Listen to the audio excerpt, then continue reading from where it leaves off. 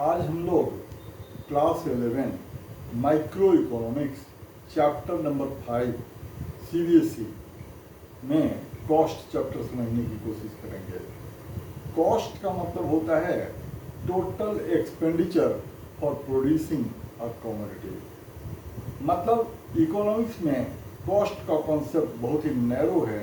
Economics में cost का मतलब सिर्फ प्रोडक्शन कॉस्ट से है, इस बात को ध्यान में रखेंगे।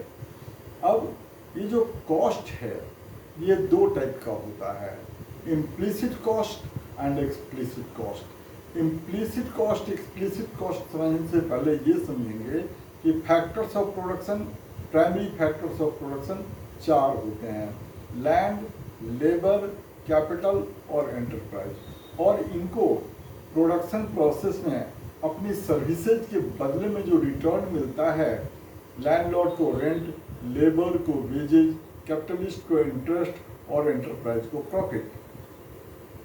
तो इम्प्लिसिट कॉस्ट का मतलब होता है owner value of owner occupied factor of production. Owner occupied factor of production का मतलब क्या हुआ? अगर वो प्रोड्यूसर खुद के लैंड को प्रोडक्शन में यूज कर रहा है तो उसको किसी को रेंट नहीं देना होगा, लेकिन उस लैंड का एक रेंटल वैल्यू होगा जो इम्प्लिसिट कॉस्ट या इम्प्यूटेड कॉस्ट होगा। ऐसे ही अगर वो खुद ही प्रोडक्शन में लेबर करता है, एफर्ट करता है, तो खुद से खुद को वेज नहीं देगा, तो लेकिन उस वेज का एक मॉनेटरी वैल्यू तो होगा जिसको इम्प्लिसिट कॉस्ट करते हैं। इसी तरह से वो खुद ही पास्ट सेविंग अपना कैपिटल लगाया तो उस पर जो इंटरेस्ट होगा वो उसका इम्प्यूटेड कॉस्ट होगा। अब एक्सप्लिसिट कॉस्ट का मतलब समझते हैं। एक्सप्लिसिट कॉस्ट का मतलब होता है payment to external factor of production. जब बिजनेस का साइज बढ़ता है, जब फर्म का साइज बढ़ता है, किसी और के लैंड को हायर किया तो उसे एक रेंट देना होगा, और आउटसाइड वर्कर को हायर किया तो उसे वेज देना होगा, तो बैंक से लोन लिया, बैंक को इंटरेस्ट देना होगा। तो ये एक्सटर्नल फैक्टर्स ऑफ प्रोडक्शन को जो पेमेंट करने पड़ते हैं, फैक्टर पेमेंट करने पड़ते हैं, उसको एक्सप्लिसिट कॉस्ट कहते हैं।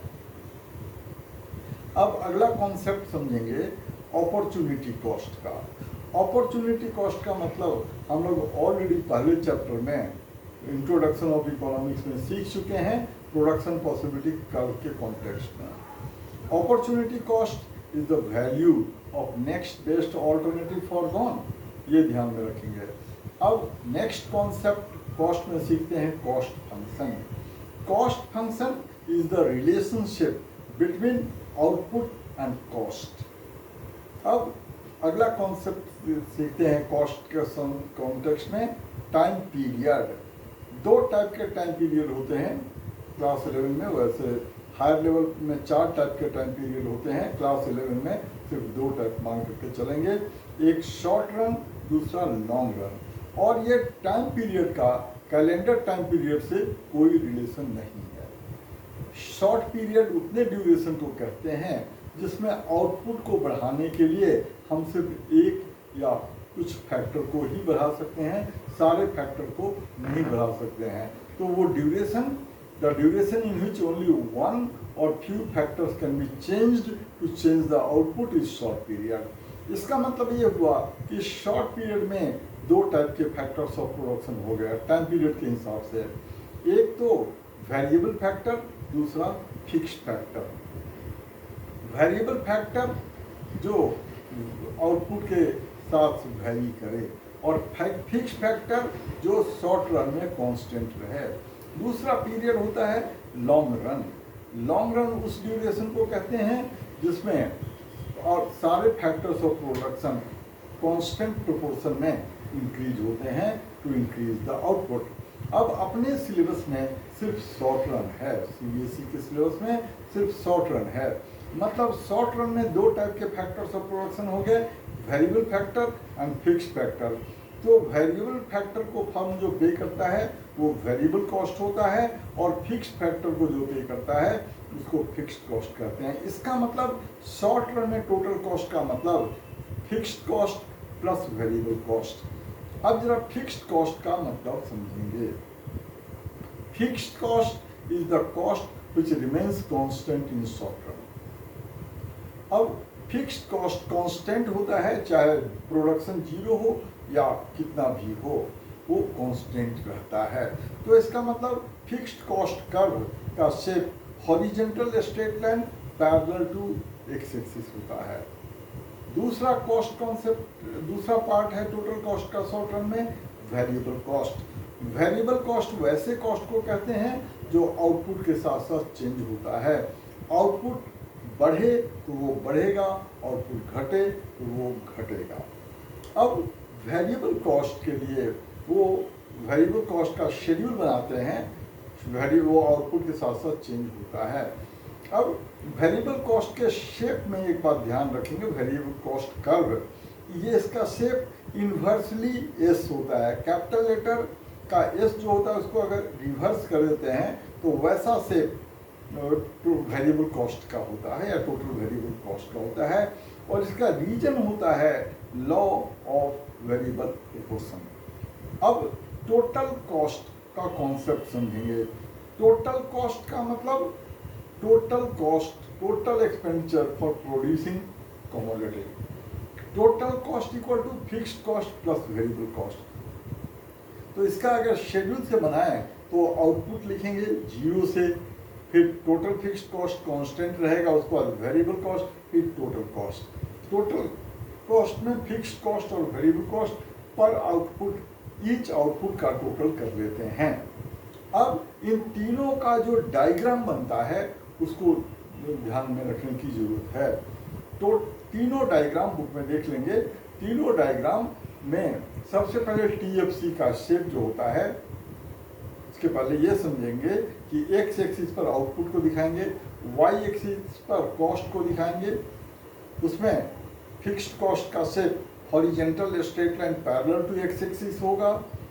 वेरिएबल कॉस्ट का शेप ओरिजिन से स्टार्ट होगा और इन्वर्सली एस शेप्ड होगा, और टोटल कॉस्ट भी एस शेप्ड होगा, लेकिन वो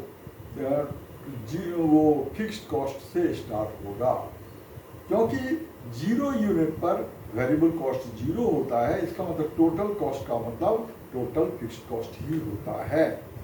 अब ये total cost, fixed cost and variable cost के बीच में 5 रिलेशनशिप होते हैं। पहला रिलेशन होता है, फर्स्ट रिलेशन, कि टोटल फिक्स्ड कॉस्ट कर्व का shape horizontal straight line parallel to x axis होता है। दूसरा, वेरिएबल कॉस्ट और टोटल कॉस्ट का शेप इन्वर्सली एस शेप होता है due to law of variable proportion. इसके बाद चौथा रिलेशन होता है कि जो फिक्स्ड कॉस्ट, ये total cost and variable cost के बीच का जो डिफरेंस होता है, थर्ड रिलेशन याद रखेंगे। थर्ड रिलेशन है कि जीरो यूनिट पर fixed, total fixed cost and total cost constant और सेम होते हैं। फोर्थ रिलेशन याद रखेंगे कि the gap between TVC and TFC and TC at all level of output remains constant। मतलब the vertical distance between TC and TC and TVC remains constant at all level of output due to TFC, because TC equal to TFC plus TVC। तो TC and TVC के बीच में हर level पर same difference होगा, vertical distance. लेकिन fifth relation है कि TC एंड TFC का डिफरेंस जीरो लेवल पर जीरो होगा, और जैसे जैसे आउटपुट बढ़ेगा TC एंड TFC का डिफरेंस बढ़ता जाएगा, क्योंकि TC equal to TFC plus TVC, क्योंकि TVC बढ़ेगा तो TC और TFC का डिफरेंस भी बढ़ेगा।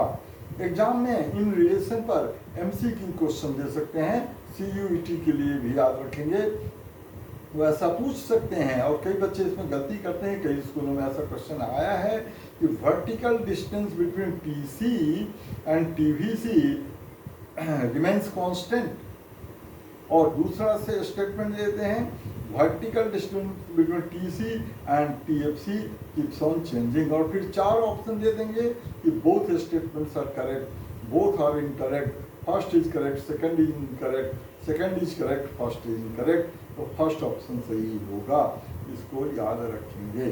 अब हम लोग एवरेज कॉस्ट का कॉन्सेप्ट समझते हैं। Average cost means per unit cost. तो एवरेज कॉस्ट जो टोटल है उसी को यूनिट ऑफ आउटपुट से डिवाइड कर देते हैं तो वो एवरेज कॉस्ट हो जाता है। अब पहले एवरेज फिक्स्ड कॉस्ट का कॉन्सेप्ट समझेंगे। एवरेज फिक्स्ड कॉस्ट का मतलब fixed cost, total fixed cost per unit of output produced. तो एवरेज फिक्स्ड कॉस्ट का फॉर्मूला होगा total fixed cost upon output. तो जैसे जैसे आउटपुट इंक्रीज होगा एवरेज फिक्स्ड कॉस्ट डिक्रीज होगा। अब इसके डायग्राम को भी समझ लेना चाहिए कि एवरेज फिक्स्ड कॉस्ट का शेप जो होगा रेक्टेंगुलर हाइपरबोला होगा। इसके पहले और एक बात याद रखेंगे कि जब डिमांड चैप्टर हम लोग कर रहे थे उस समय याद रखेंगे कि यूनिटरी इलास्टिक डिमांड का भी शेप रेक्टेंगुलर हाइपरबोला ही होता है, जो इस बात को रिप्रेजेंट करता है कि एवरेज फिक्स्ड कॉस्ट कर्व के किसी भी पॉइंट पर कितने भी डायग्राम रेक्टेंगल बनाते हैं तो सबका एरिया सेम होता है। अब एक बात और ध्यान रखेंगे कि एवरेज फिक्स्ड कॉस्ट कर्व कभी भी एक्स एक्सिस को टच नहीं करेगा, कभी भी वाई एक्सिस को टच नहीं करेगा।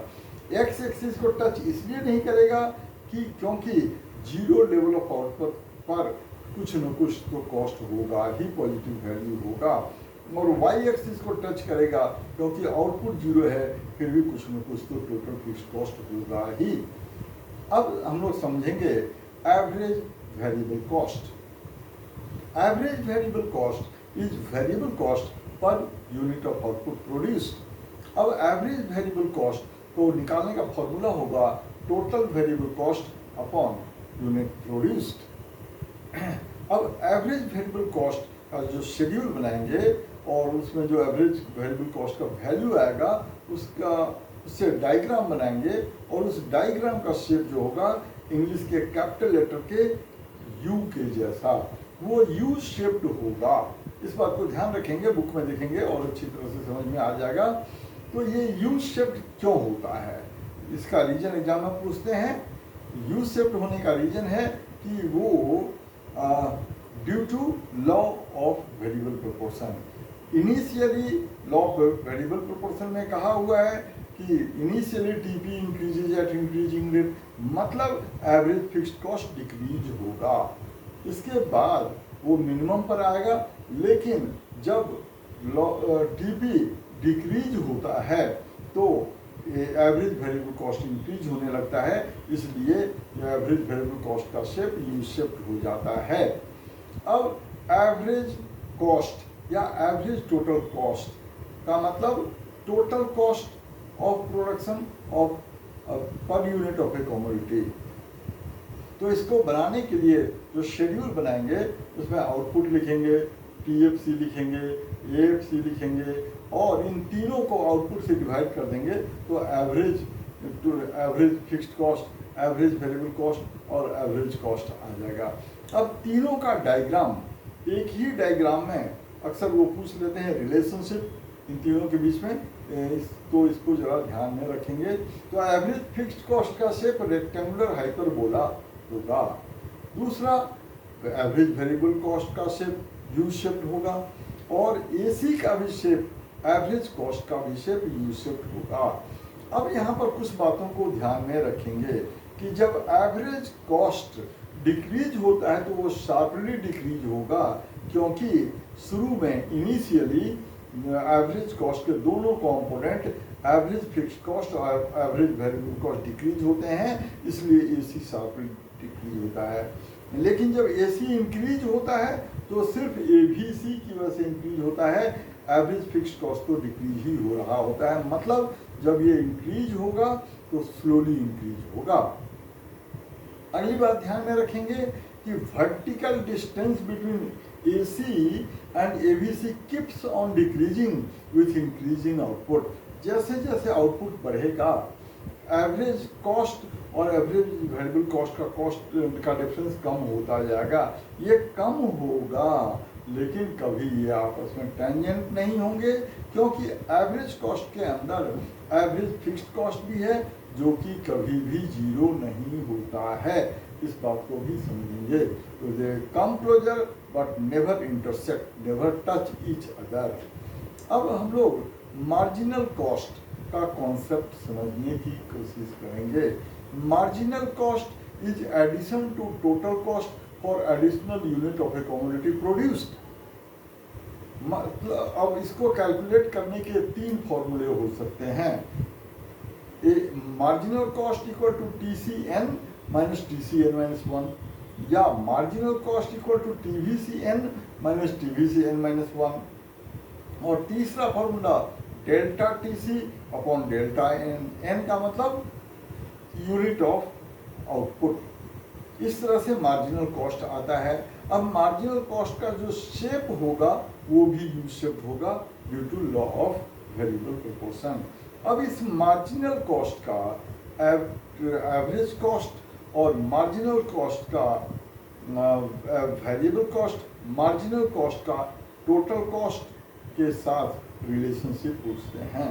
तो पहले हम लोग समझेंगे relationship between marginal cost and average cost या एवरेज टोटल कॉस्ट। इनिशियली, या ऐसे कहेंगे कि when MC is less than AC, AC falls.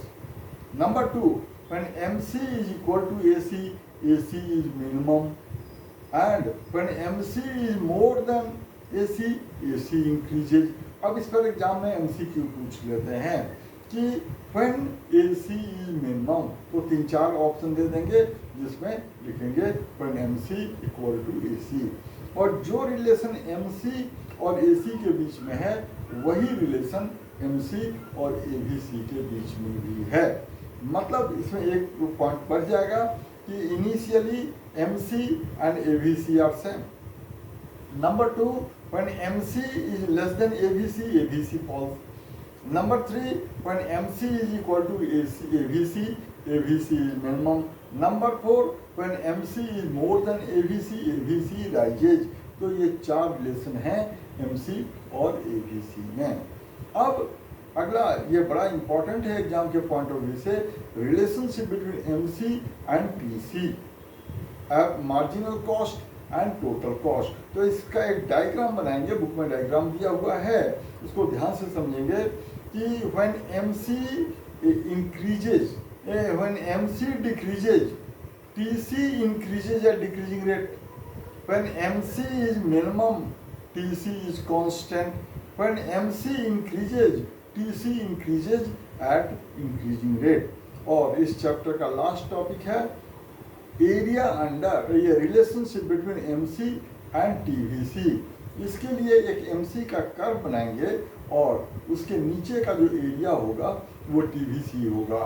क्यों कि MC का मतलब addition to total cost for additional unit of a commodity produced, and total cost के 2 कंपोनेंट होते हैं, total fixed cost and total variable cost. Total fixed cost constant रहता है, इसका मतलब marginal cost additional variable cost ही है।